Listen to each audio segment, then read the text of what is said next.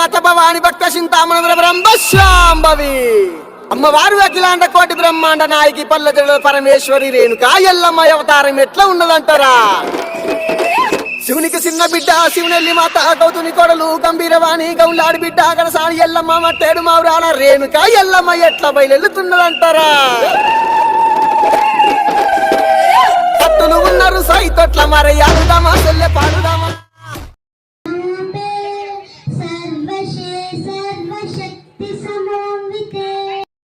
మరి యొక్క వర్ష ఋతువులో వచ్చేటువంటి బోనాల పండుగలో హైదరాబాద్ సికింద్రాబాద్ లాంటి జంట నగరాల్లో ఈ బోనాల పండుగ అనేది గ్రామ దేవతలకు చేస్తున్నాను.